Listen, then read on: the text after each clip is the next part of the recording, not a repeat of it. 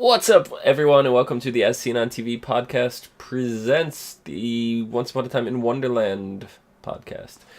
Season 1, Episode 9, Nothing to Fear. I'm your host, Dom, and with me I have my co-host, Rachel. Jazz hands!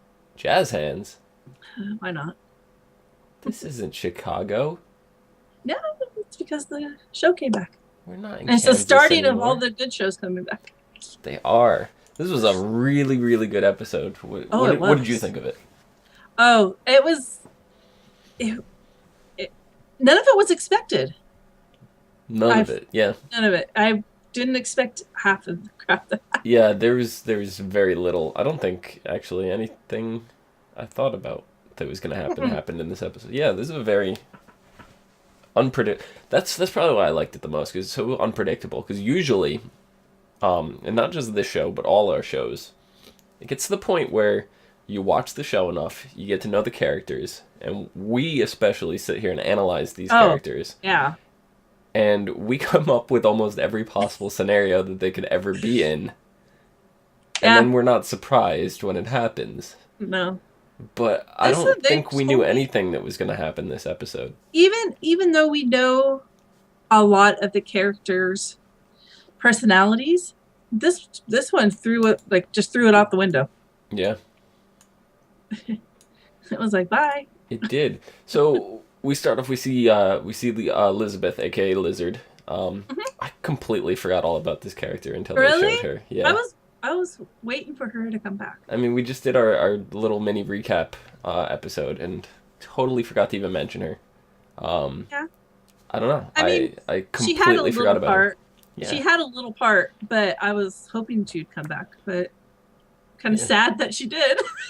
Yeah, I mean, hopefully you've watched this episode by now, and she dies at the end of the episode. Like, I know. It's kind of upset. Like, that was horrible. As soon as I saw her, I was like, oh yeah, she was a pretty cool character. We saw her briefly. She was hanging around the caterpillar, and she helped Alice a little bit. But we haven't heard much from her. We didn't get to know too much of her. This episode, we find out that she's always been in love with Will. I had a feeling about that one. Yeah, I think we kind of suspected that. Yeah. So I think that was the only non-surprise of the episode. Yeah. But she basically was the one. She found Will's genie bottle, and she got to do the first 3 wishes from Will. What did you think of Will's auto response as a genie? They just blurted out of his mouth like. It was funny because he went from having his accent to not having one all of a sudden, and then back to it. All bollocks. Bollocks. It was hilarious. I'm like, what is he? Oh, okay. It's like a voice recording. It's an automated thing. It happens. Yeah, and yeah, it's just like an answering machine almost. Yeah, it was. It was like someone else was speaking through him. It was really weird. The main difference between I've noticed with Cyrus and Will right off the bat is Will actually enjoyed being a genie at first. Yeah. We don't know if that's how Cyrus took it, but we did find out that it was a curse. Right. For Cyrus, so he might not have liked it. Right, but Will was loving it at first. Because Will's always been on the run. He's always had people hate him, and this time people were loving him. Yeah. The first wish was for beer for the whole town. So it was a big party, and everybody was chanting Will or Knave. But what was I was waiting for the other shoe to drop on that one. I don't know. Was it the Red Queen getting kidnapped, or was it something else? Oh, you mean the disadvantage of it? Yeah. I don't necessarily think there was, because it doesn't necessarily have to have consequence.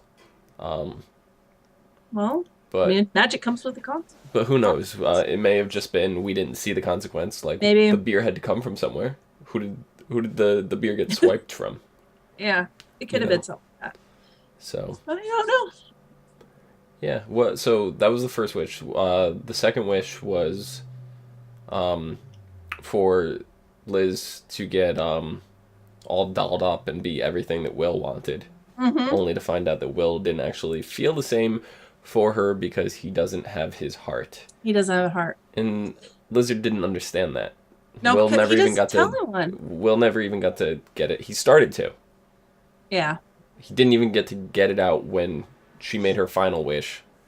That was an accident. Yeah, which was That to was wish a big that Will would feel something for him. At least feel something for me. Yeah. How about pain and sorrow and can't do crap about it because you're stuck in a freaking lamp. And that is what killed Lizard. So then throughout the whole episode, we're dealing right off the bat. We have Alice and Cyrus and the Red Queen. Mm. Alice doesn't trust the Red Queen, but of course she doesn't. But even before that, she has no recollection of anything that happened regarding Will turning into a genie. Well, she was kind of passed out at the time. She was, but I thought she was.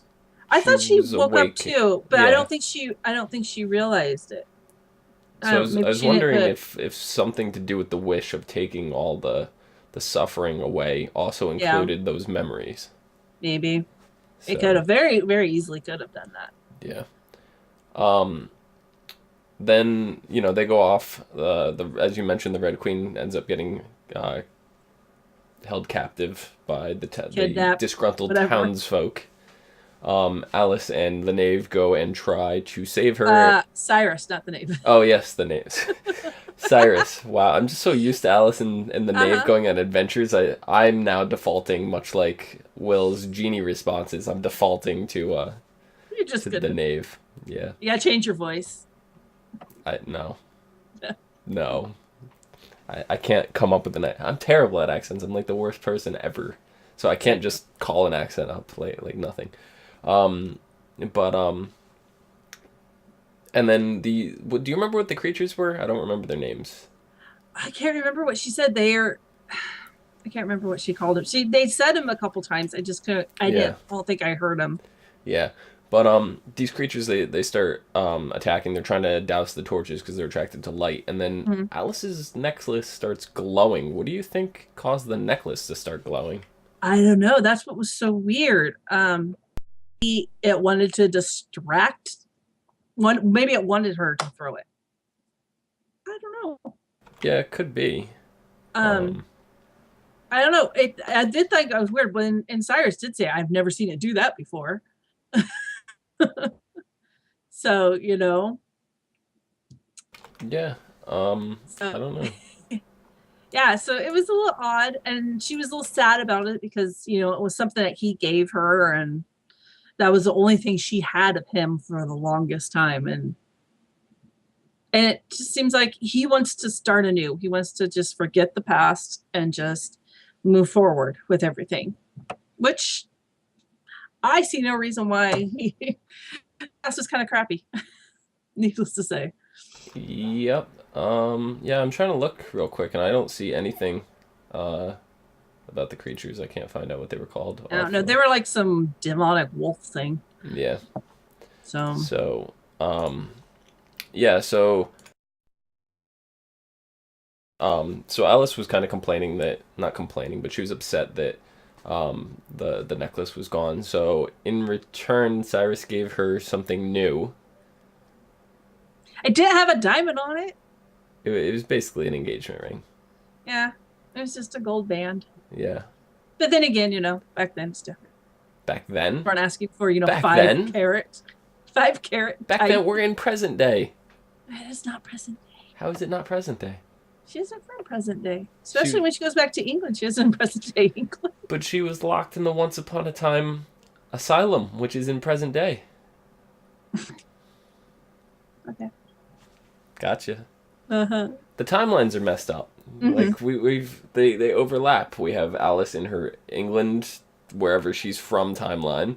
Then we have Once Upon a Time, which is in a different thing, and then Wonderland, which is in its own timeline, and the line is somewhere like cut through at a weird angle, but it's still all running parallel to each other. It's some weird intersection somewhere. Yes.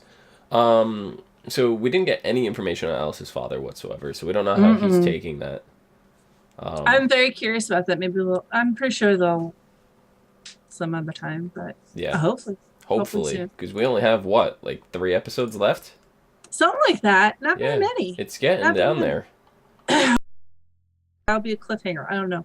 That has to be something because he can't have gone there and not, and not have it not affect him in some way. Yeah, we have. It looks like. What was this? This episode, Nothing to Fear. We have No, one, that's fair. two. We have 4 episodes left. Four. So, yeah, we're getting down to the wire there. Um, Let's hope it gets picked up. Then maybe we'll see more. yes, definitely.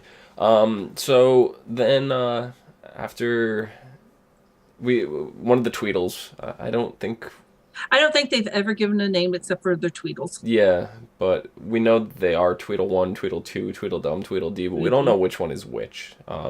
There is some way to determine some. I think the script, the official script, knows which one they are, but within the show we don't know exactly. No. So I'm not gonna try to name Don't the try. two of them. But the Tweedle that's working for Jafar gets a new body.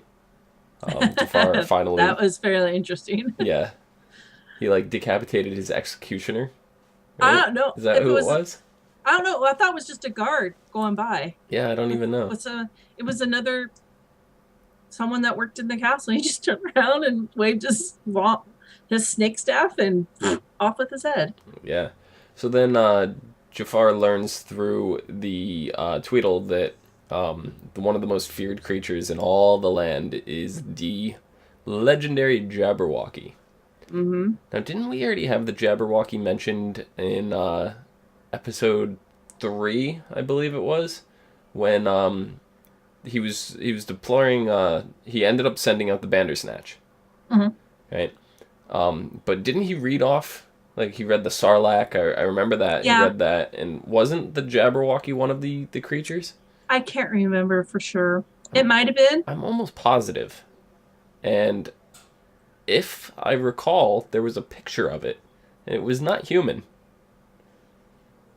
I don't know. I don't Maybe know. the Jabberwocky takes many forms. It could. It could.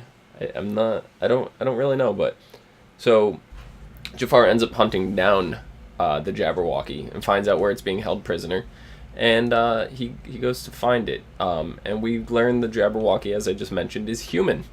Is the Jabberwocky what you expected? No, but when he finally took the sword out of her and she fell down, she was very kind of demon, cracking her back, and the way she was doing it was very like a monster beast type way she was doing it. So maybe she can transform herself. What else can she do? Yeah, and she seemed to get into Jafar's head with very little effort. Oh, no effort at all. Jafar does not hide that. Yeah, Jafar was like, no, you can't get into my head. Next thing you know, he's choking on the memory of himself drowning. Exactly. If I have to guess, that's his one weakness. It's his father, and that's probably why he keeps him alive. Yep, so do you think Jafar knows what he got himself into? Hell no. After she walked out and his look on his face is like, what the hell did I just do? Yeah, Jafar's like, I'm gonna hold on to this dagger over here. Just to be safe. And she just proved to him that dagger doesn't mean shit unless you can use it. Yeah, exactly. And he couldn't use it at that time. Oh no, I thought for sure he was gonna drop it. Yeah. But no, I have a feeling that what's gonna happen is that this is gonna get out of control and he's not gonna be able to control it, and he's gonna have to ask them for help. Yeah. I could see that. And I could see Jafar asking for help. That is not going to end up well, or he's going to have to release the genies and ask the genies for help. Or something. Something's going to happen, and he's not going to be able to control her. There's no way. I mean, what they said that took how many men? 500 men plus someone else, all this godly number of people just to get this one creature put away. Yeah, and then you see all these bodies, Jafar's standing, walking over them, stepping over them to even get They to the never, Jabberwocky. yeah, you notice their eyes were open and they're all white. So, did she scare them to death by making them relive their ultimate fear? That definitely seems like a plausibility. Yeah, I was a little wondering about that one. Yeah, I don't know. That seems like the only way. I don't know. She could be physical if she wants, but I think she has more fun tormenting them that way. Mm-hmm. Just like the Red Queen's gonna have tormenting Will now. Yeah. Now that she's his master. Yeah. So Red Queen is Will's master. What kind of wishes do you think we're gonna expect from the Red Queen? Oh, I think I don't know. She's gonna take a while. She's going to make him sweat it out, and she's gonna try to make him fall in love with her, even though I don't think she knows he doesn't have his heart in him. No, I don't think she knows that. Why do you think she didn't wish for Jafar to go away? I don't think it works like that. I don't know. Maybe I don't know. I really don't know. The Red Queen, she's gone from one thing to another, and she's really hard to pin down at what she's going to do next. She's very unpredictable, and Jafar has underestimated her like that in the past. So I think we're going to underestimate her too. Yep. So probably the biggest bit of information that we got this episode was that Jafar has the two other genies, which we knew, but that the other genies are actually Cyrus's brothers. And they were cursed. So I like to know the backstory of that one. Yeah, and how does Sydney fit into all this? I don't know. Because Sydney has been called the Genie of Agrabah. I have no idea. Maybe I mean, you can speculate. He was their father, or he was some relative, or he was when he went with Regina and she took him out of the bottle and put him in the mirror. What happened? Yeah, I don't know.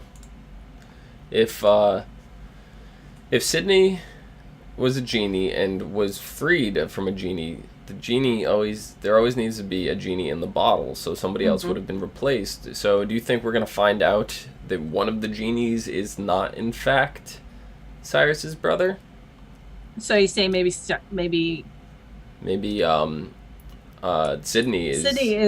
Cyrus's brother? It could be. That'd be an interesting twist, and maybe bring him back. The actor. I know he was on another show. I can't remember if that show got canceled or not,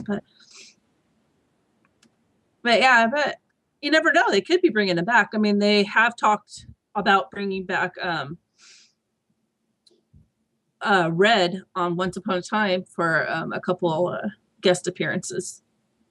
So, right. Never know. Yeah, you don't know.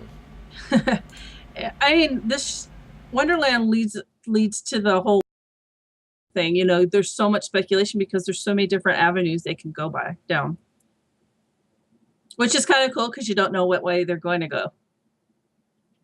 Yep. Revolution. He's presently on Revolution, so he plays Tom Neville on Revolution. So who knows? He may be too occupied to come in, but a show that's only a guest appearance, he may just show up. Yeah. Show up for maybe 1 or 2 episodes. Yeah. Because we haven't actually seen these genies in action, so we don't know who they are. No. We don't know if he's still the genie, even though he was in the magic mirror. Yeah. But then if he was still a genie and in the magic mirror, then how would Jafar have him? Unless because I'm thinking maybe the curse, even though it changed the memories or whatever, he'd still grant the wishes, but maybe unknowingly. Or this could take part before he actually maybe they release the brothers or whatnot, and they're still in the bottle, and this takes before he goes to Enchanted Forest. I think we're still in present day timeline, so I don't think that's the case. I don't know. It's just a theory. Yeah, because Because they did rescue Alice from the prison when the curse was enacted in Storybrooke, which means Sydney would have already been freed when they rescued Alice, which means that this had to have already happened. I don't know. The timelines are so weird. They haven't really. I mean, if the writers and stuff like that came out with like, here's a timeline of the two shows, it'd be a lot easier to figure it out a little bit. Yeah, I don't know. I mean, I understand where people are getting, but to me, it doesn't seem complicated at all. It just seems like it's all, like they're all in their own timeline, so to speak, but they're all running parallel to each other. So, it's not like Storybrooke happened, and then if they're going into Wonderland, then that means it already happened in Wonderland, so the genie would have already been freed at that point. I don't know. Doesn't seem too complicated to me. It's complicated to explain, but in my head it makes sense. Yeah. I mean, it could be as easy as that, or it could be totally wibbly wobbly, as Dr. Who would say. We need the Time Lords to sort this out. Yeah, just straighten them all out. Yep. Untangle this mess. So next week, the episode is called Dirty Little Secrets.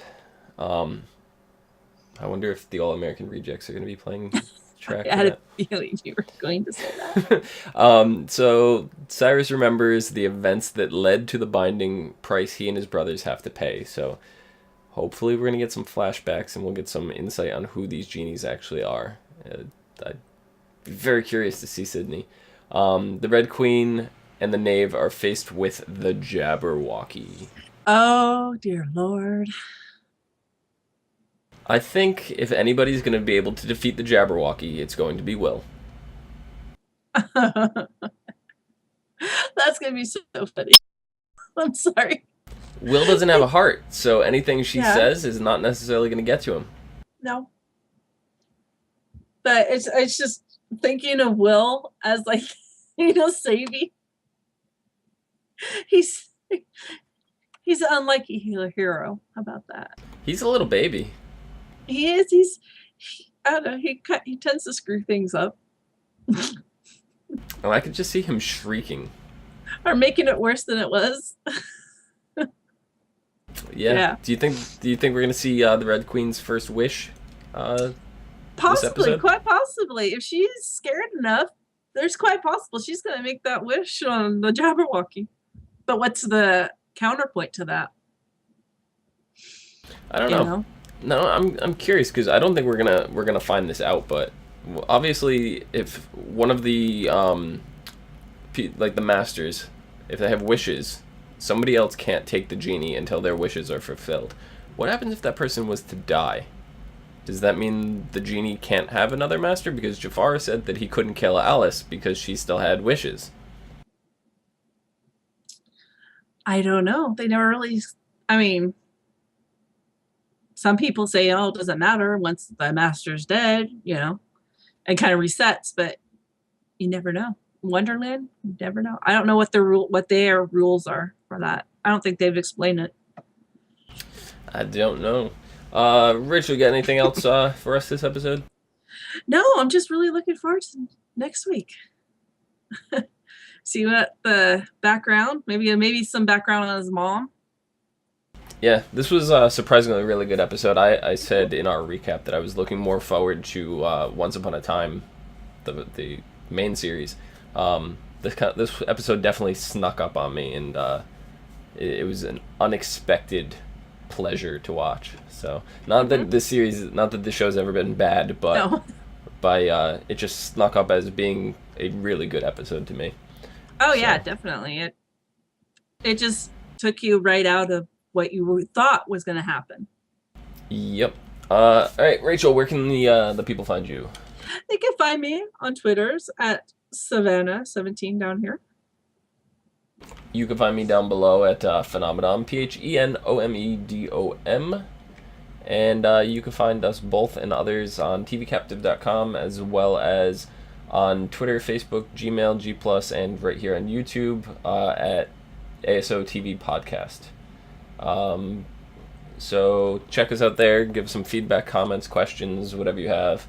And check us out. We got some more podcasts for some of your favorite TV shows. So until next week, see you guys later.